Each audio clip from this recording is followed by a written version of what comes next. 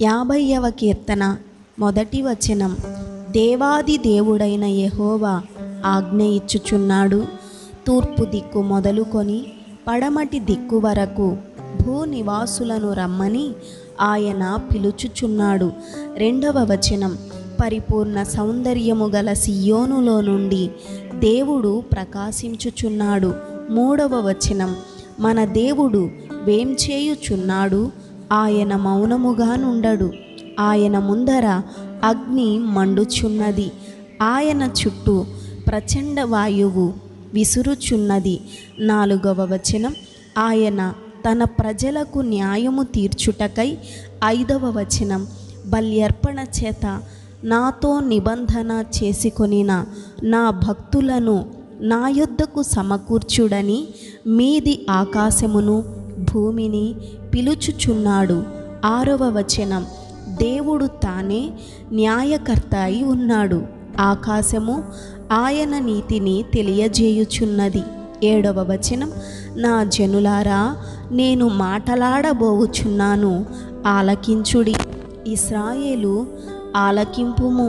నేను దేవుడను, నీ దేవుడను, నేను నీ మీద సాక్ష్యము పలికెదను. 8వ వచనం.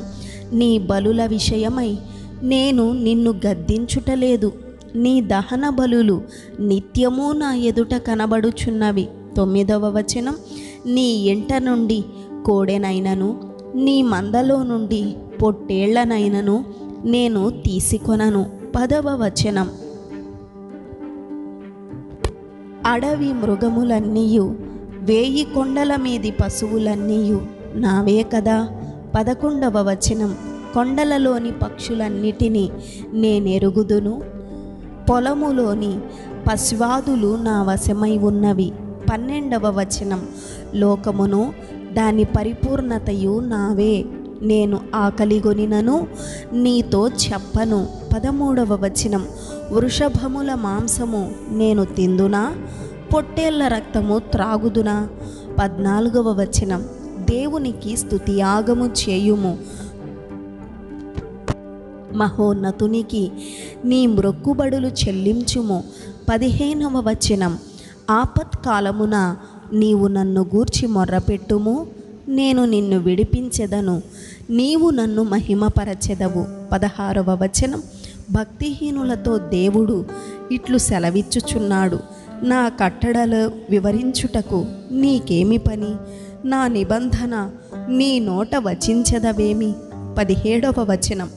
దిద్దుబాటు నీకు అసహ్యము కదా, నీవు నా మాటలను నీ వెనుకకు త్రోసివేసెదవు. 18వ వచనం. నీవు దొంగను చూచినప్పుడు వానితో ఏకీభవించెదవు, వ్యభిచారులతో నీవు సాంగత్యము చేసెదవు. 19వ వచనం. కీడు చేయవలెనని నీవు నోరు తెరుచుచున్నావు, నీ నాలుక కపటము కల్పించుచున్నది. 20వ వచనం. నీవు కూర్చుండి నీ సహోదరుని మీద కొండెములు చెప్పుచున్నావు, నీ తల్లి కుమారుని మీద అపనిందలు మోపుచున్నావు. 21వ వచనం. ఇట్టి పనులు నీవు చేసినను నేను మౌనినై ఉంటిని, అందుకు నేను కేవలము నీ వంటి వాడనని నీవనుకొంటివి. అయితే నీ కన్నుల ఎదుట ఈ సంగతులను నేను వరసగా ఉంచి నిన్ను గద్దించెదను. 22వ వచనం.